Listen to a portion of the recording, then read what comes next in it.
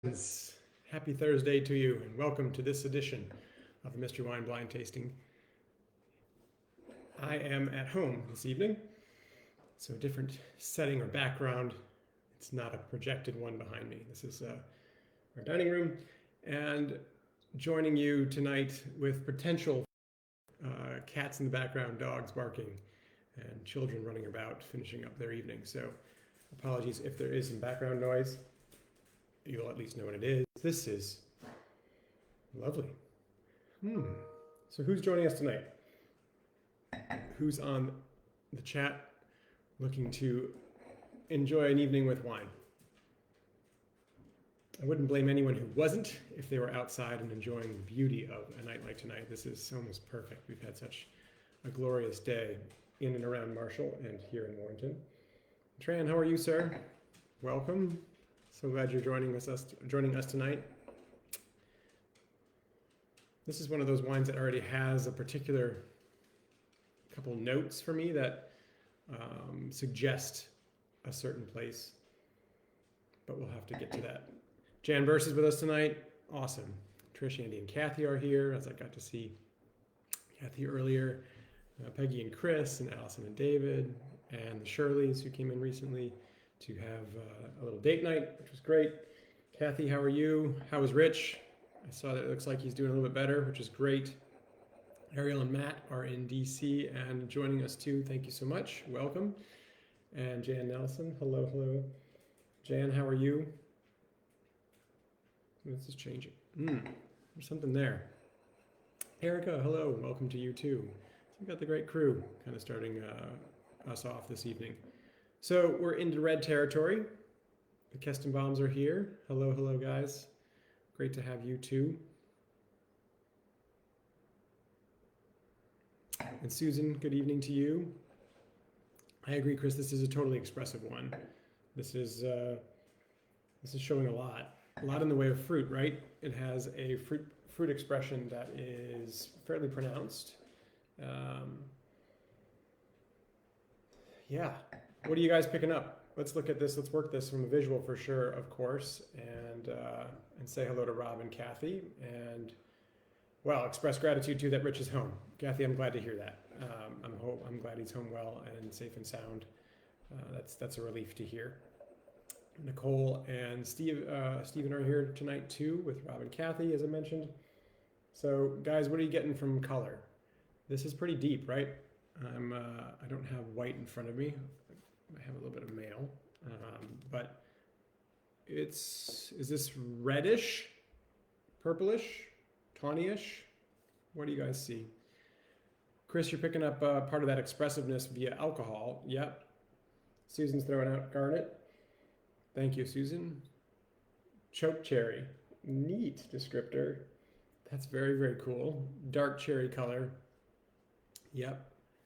So it's got a reddish cast to it as opposed to a kind of a purplish cast, and it's not really into sort of a brownish cast, is it? And what does that tell us, right? If it was a brownish element, we might be thinking about something with a little bit of age.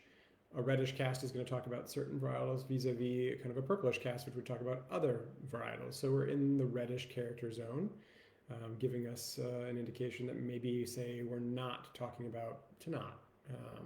We could be, but something that's richer, deeper, darker, more Vedra, right? It's not probably in that vein, but it leaves a lot open where it's at in the reddish cast, and it's a deep one per Kathy's note there too. So it's got some intensity, which might indicate a thicker skin, a more robust wine, a wine that is coming from maybe a warmer climate. So yeah, it has all that potential. Something that we're picking up just from the appearance. Jonathan, good evening, sir. Welcome. Glad to have you here. What do you see by way of potential structure of the wine? And we look at oftentimes the formation of what is left on the glass, these forming tiers that run into legs. I'm getting them streaking all around the glass, and they form in a slow pattern and then drizzle down, but stay very defined, and they are I would say indicative of something that's got a little bit more alcohol, perhaps. So there's a dog barking at two deer that just ran across the backyard. So it has legs. Yes, Eric, I agree completely. Good size, so alcohol definitely with pigment, right? Exactly right. And so it's an alcohol potentially that's up higher, which comes again, of course, from sugar in the grape. And the sugar gets into the grape, of course, by ripeness. And so this has got this very expressive nose with a little bit of kind of alcohol carrying that fruit profile. So what flavors are you picking up? Strong tobacco and licorice are coming out for Chris and Courtney. Tila's now barking because Maya was barking. Tila's a really beautiful, cute dog. She's now almost a year. Maybe no, maybe not even quite a year, right? Dark red fruit on the nose, leather, smoke, and Brett. And Kathy, that's a pretty cool indicator there too.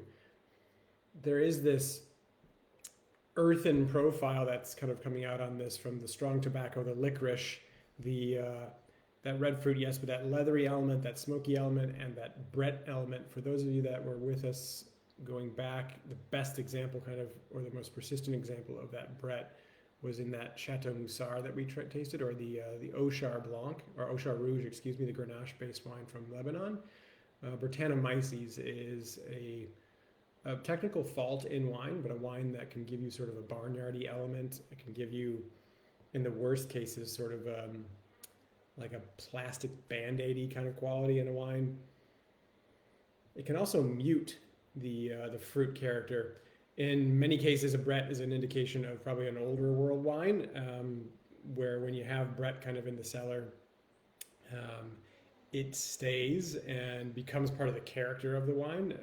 Where those that are steadfast against Brett because of it being a fault will tell you that's not character, that's a fault. And others will say, well, that's part of the wine that comes from that particular place, but it isn't an indication of terroir, really. It's an indication of the cellar and what has happened to the wine after it's been picked and pressed and fermented and processed. So we're all over red fruit.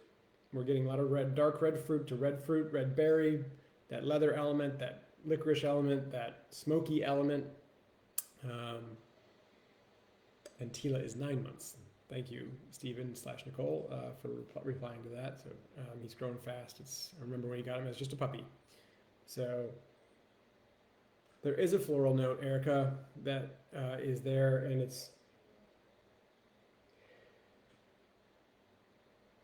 is hard to place. Anybody else picking that up? Anybody else kind of getting that barnyardy element? There is sort of a manure element too. It's earthy for sure, Jan. I agree, and there is an alcohol kind of blowing off as well. Lilac, cool. Okay.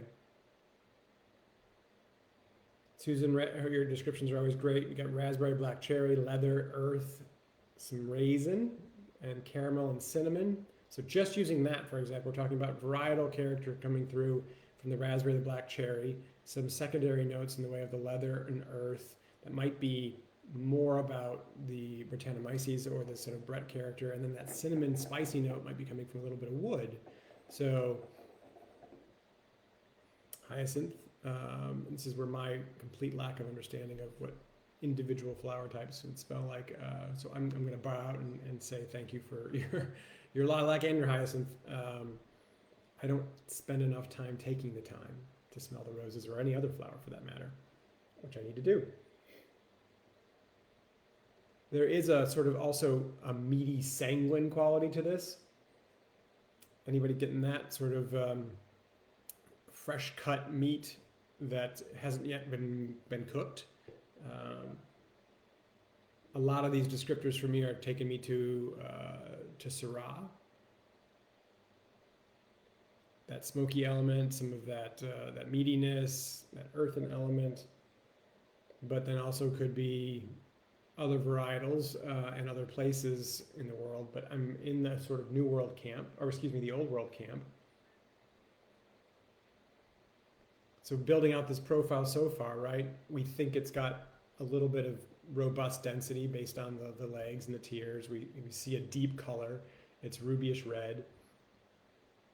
It has that licorice note. It has the sort of savory spectrum of sort of an herbal and red to deep red fruited quality.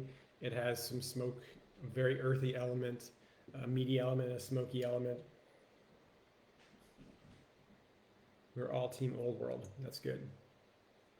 There is an alcoholic element, which is kind of, there's an alcohol blooming of the aromas that are coming out of it are sort of carried on the cloud of an alcohol. And so this has probably got a little bit more alcohol.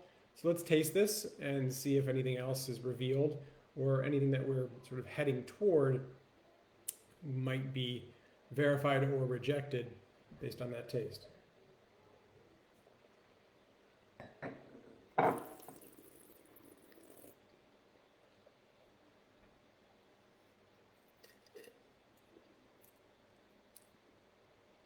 So, is this dry? Is this off dry? Is this a wine that has high tannin, moderate tannin, low tannin? Where is the alcohol at on this particular wine? And where do you find the acidity? Is it lingering, kind of light, not really present? Is it there but sort of dissipates, or is it really persistent and long? And then what's the body weight? Are you picking up 2% kind of profile? Is it richer than that and kind of on the whole milk profile? I think we've pretty much established based on color it wasn't going to be in sort of skim milk profile. Where do you find this? It's definitely dry, as Chris is pointing out. Medium tannins, I agree with that. High on choke cherry, which I love that description again, and a bitter finish. So some of that tannin kind of providing a little bit of stringency and a bitterness maybe. So smoky, Jonathan is saying.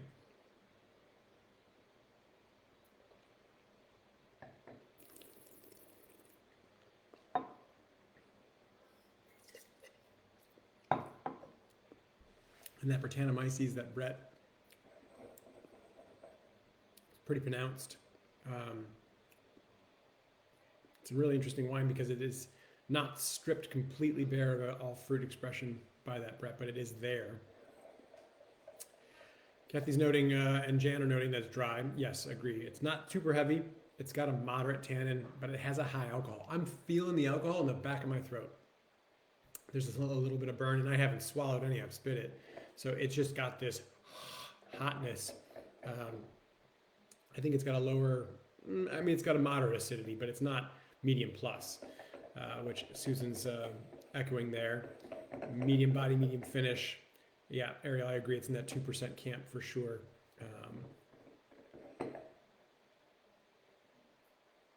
Party wine, Chris said. Yeah, it's definitely got, it'll get you there, right? If you're relying on something for the alcohol, this has it, I think, right? So we think we're up in the 14 range, or at least it's expressing itself that way.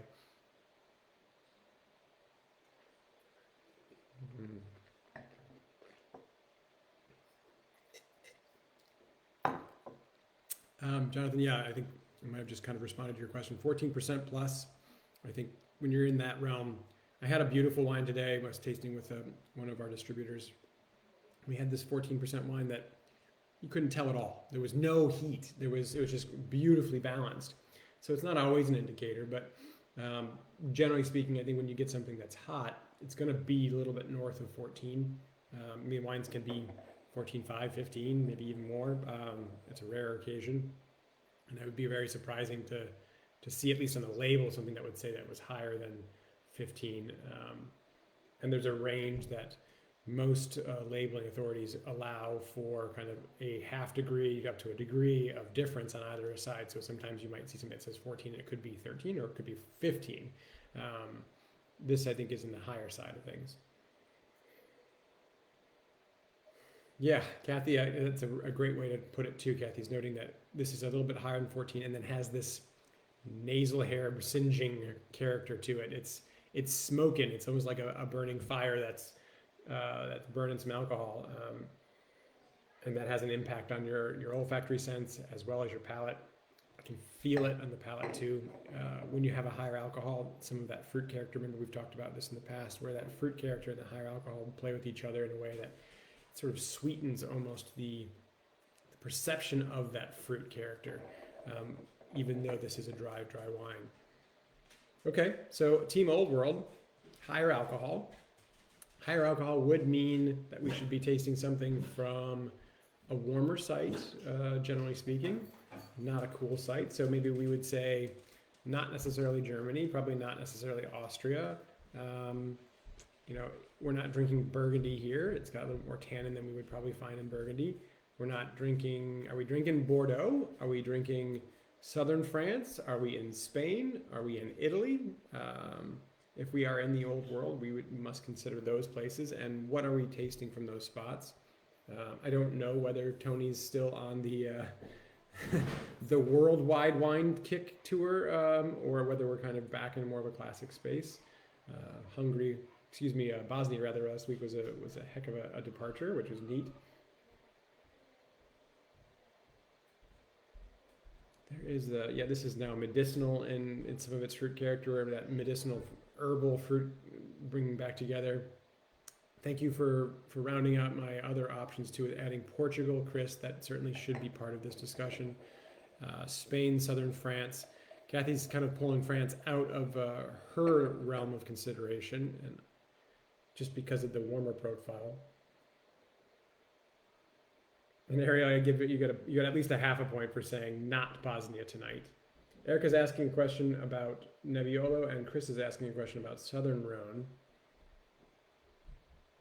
So, Southern Rhone, anybody thinking that? I mean, the reddish character coming from Grenache, and we can get high alcohol there for sure. You probably could find this element of Brett and an earthiness. There is a warmth to this.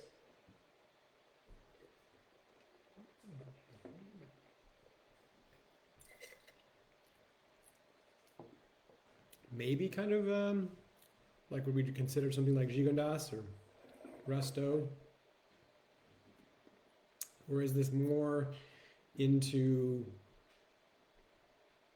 somewhere in Spain? And as Erica's pointing out, we ventured to Nebbiolo in Italy. Is this Nebbiolo that has, I mean, it's got a moderate body, right? And some of the things we talked about from Nebbiolo, from the aroma can certainly reference Nebbiolo, but it might be just too deep and dark to talk about Nebbiolo. You know, when we were talking about that deep red ruby kind of character, which Kathy's noting too, and the tannin's present, but it's not such a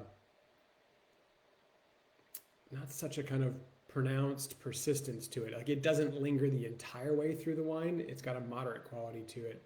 Spain is the question from Jonathan, and that's where Kathy's leaning to. And Chris, thank you. Yes, Tony owes us a normal quote unquote wine. That's great. So maybe yeah. I mean, you could be talking about Barbera. You could be talking about Dolcetto if we're back up in that northwestern part of Italy.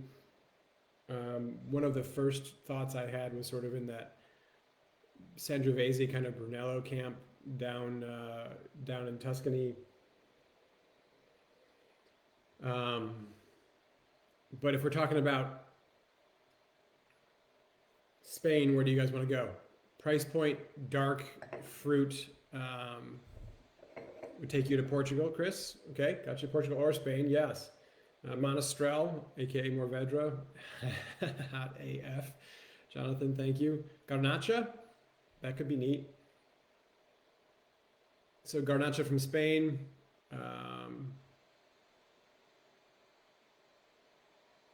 Cupertino blend from Puglia. Jonathan, that's a nice pull. Thank you for that.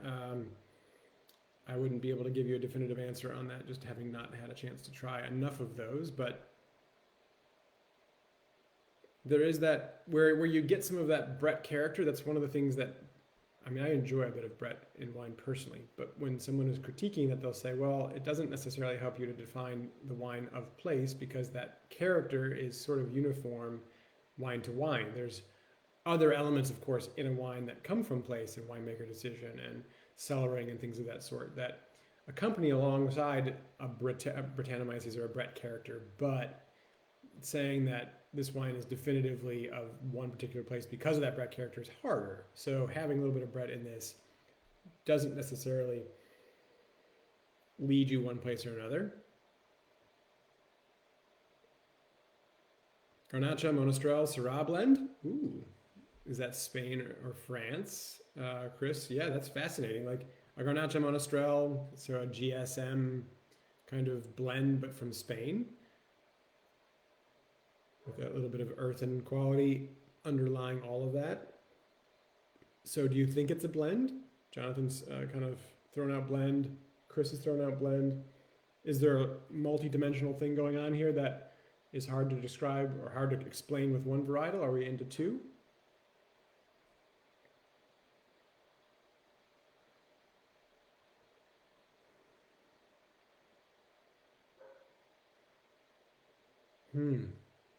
Yeah, so quite a few of you kind of venturing around the Southern Rhone idea of the wine, which is certainly present in Spain, right? So you might get a Garnacha-based blend with a little bit of Syrah, perhaps.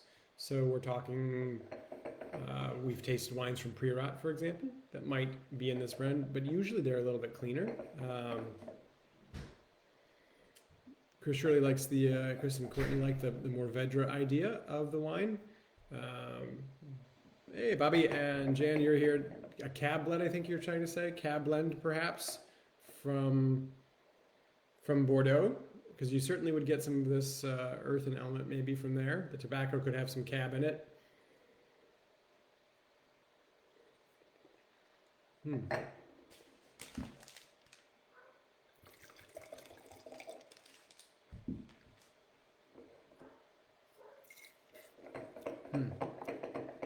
It's definitely rustic.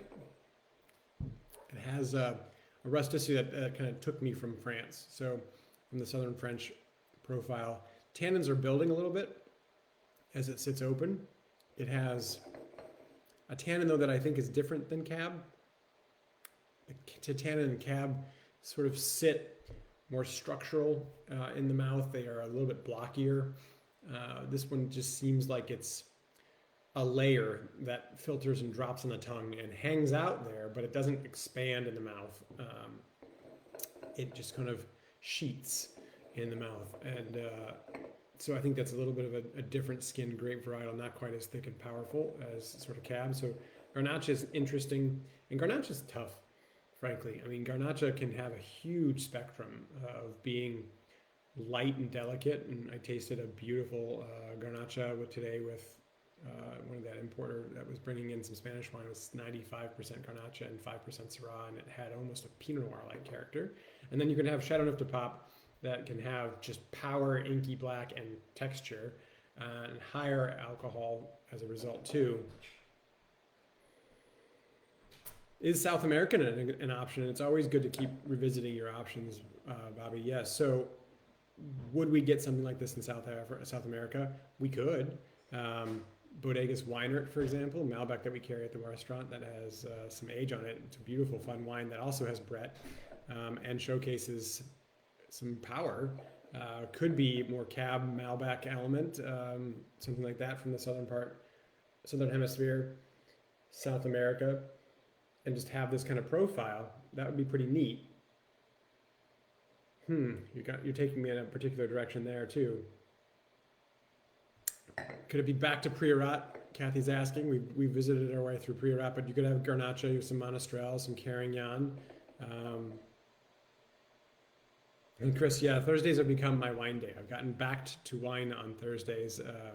I start usually at 11 o'clock with some tastings with Tony and some of our distributors, and then I blind taste the team, kind of the kitchen leaders and the dining leaders, and we do a wine that I bring in, so I get to walk them through this process too, but I usually know what it is. And then I finish the day with you guys doing this. So what has this earthen profile, this smoky profile, this licorice element, this garnacha element. Is it potentially a Bordeaux kind of varietal with that Brett element that's making us think Old World, but it actually is coming from South America? And in that reference point, I don't have anybody else to talk about but Bodegas Weinert from Argentina. And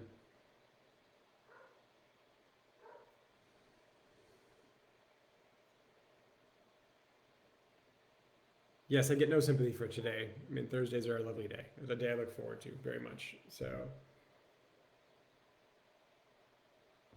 Erica, yeah, is not on the Garnacha bandwagon. Understood. I can go that route. This could be Spain Garnacha. This could be.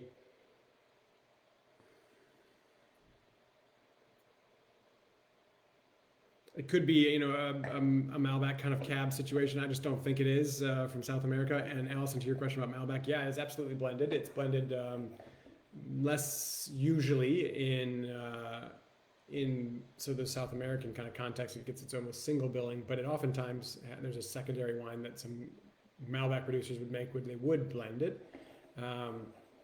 Chris is asking about Vacuras. Yeah, we talked about that. As I said, kind of Gigondas. So Gigondas, Rasto, Vacuras. I don't know that it would have that same level of rusticity, but it might be. And I think you'd get a little bit more volume in the mid palate by way of the fruit itself. Primitivo, so Zinfandel kind of equivalent from Puglia. That's a very cool idea. Carmenere, Ariel, I get a lot more greenness from Carmenere, and this doesn't necessarily have that. Negro Amaro in a Cupertino blend. Jonathan, coming back to that idea, that's awesome. Thank you. You'll get full credit and full points if that's what that is. And I'll have had the opportunity to try another one of those types of wines. And I don't know that we would have repeated Primitivo already. Tempranillo, I think we would get a different signature of oak, maybe. So for that reason, I kind of like the Garnacha call. I'm not sure that we're in like Priorat per se, as there's this rusticity to it. Maybe we're in another place. So for me,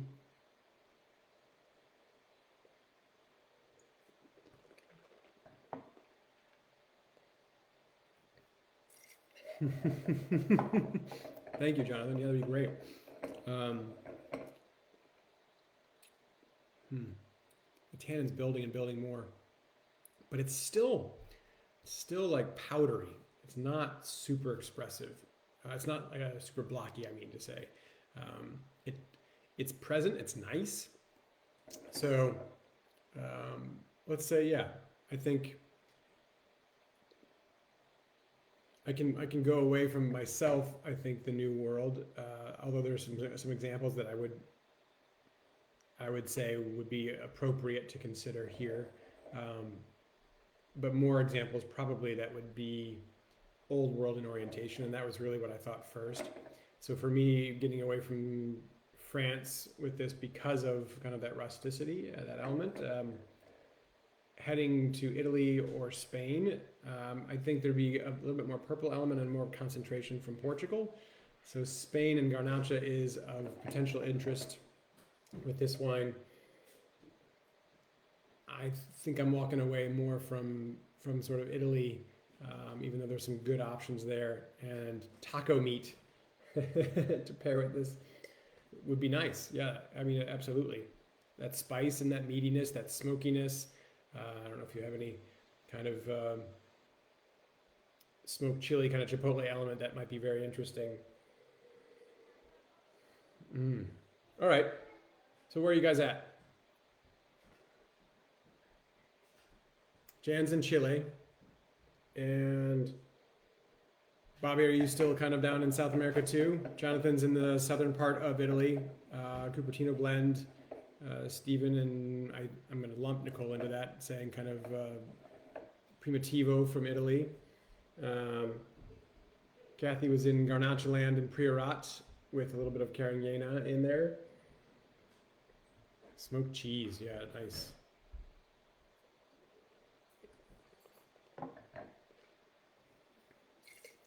Okay. I'm not definitive on the region, but something like Terra Alta, we tried today, for example, that Garnacha is on my mind. So 2018, this is relatively young, 2017, 2018 maybe. Garnacha-based wine that is from Spain. Chris is going with Southern Rhone, Baccarat, or Gigondas, recent vintage. Kathy's in Priorat. David is in Spain with a Garnacha. So very cool, guys. I think that's, so we're kind of, it's recapping, right? And what did we learn and how do we learn that? It's got a darker reddish character. It had an alcohol that was higher, so it took us to a warmer place. It had all kinds of earthen notes and tertiary, secondary notes. It had a little bit of a malted bready note, which is character for sure. It has this smokiness. It has moderate profile with higher elements of moderate plus kind of hints of tannin, and the acid being kind of medium, the body being medium, the color being deeper, so a pigmented grape, but not necessarily one that has super weight and heft. It takes us to kind of a place like Spain, or a warmer climate element that has a little old world profile to it. So let's see if we're right. Oh, we are in Priorat. Very cool. Oh, 15% on the label. 15% description there, or for this 2016 Priorat. So one would assume this could have Syrah, and we could look this up and try to determine whether or not there was more in this particular wine, what varietals. But Garnacha, Syrah, could be Carignana, there could be a little bit of Merlot. I mean, there's Bordeaux varietals planted here, and then there's classically some old vine material of Carignana and of Garnacha, and this has all that kind of going for it at 15% alcohol. Yeah, we all picked up on that. It doesn't say the grapes on the back, Kathy, and so I don't know for sure, but perhaps a quick search.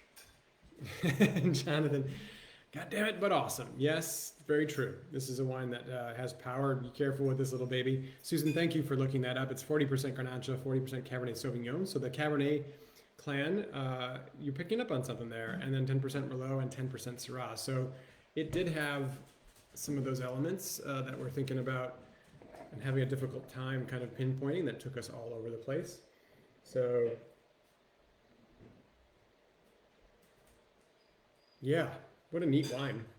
A wine that has power, and at 2016, it's showing relatively youthful, right? We didn't see a lot of variation on the rim. This wine has some years to go, but that alcohol is kind of top, and that's not going to go anywhere, and so it's going to have this pronounced character over time. And as the fruit might drop out, you'll lose some of that, and that alcohol will still be present. So it's in a good place because that tannin isn't overpowering. It'll go with taco meat or other things at this point. I agree, Erica. There were some floral notes. There was a lot to experience, as Chris Shirley said right off the bat. This is a very expressive wine, so there was a whole neat profile here to kind of delve into and to learn about. It was a good test for the olfactory sense. This is 2016, Kathy.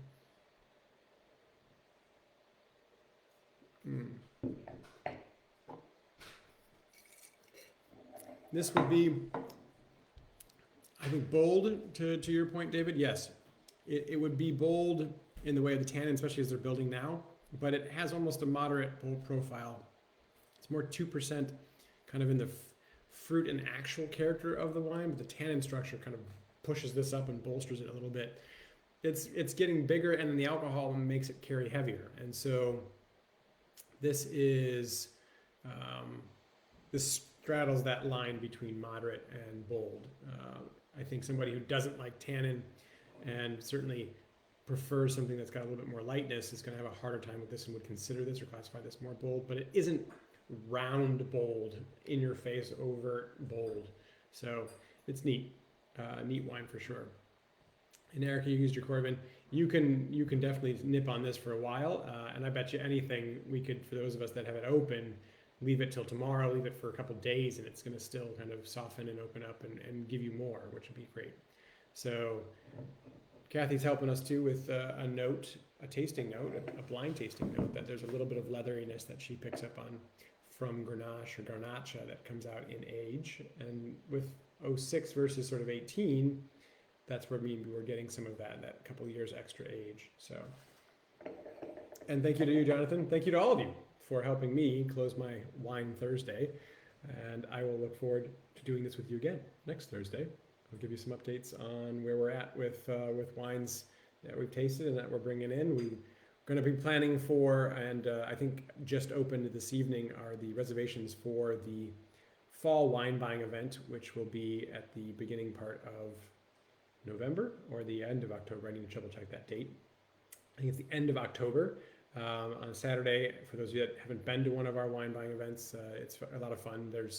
We usually target to try to put 15 or 16 wines in. We end up always putting 18 or more wines in that you get a chance to try and work your way around the room, tasting a whole series of wines in a format that is very much what we experience as restaurant buyers when we're invited to a trade tasting. Usually on a grander scale with a lot more wines, but what we've done for you is then dwindle down the number of 100 wines to 15, 16, 18 wines that we actually think are all worth consideration. Usually what you have to do is kind of weed through a whole bunch of wines that aren't to find the ones that are. And so a fun way to come out and taste a bunch of wines, if you guys want to do that, we'll be doing that on a Saturday here at the end of October. And I'm sorry, I don't have the date, but I will next week. So cheers to everybody. Have a great week. See you soon.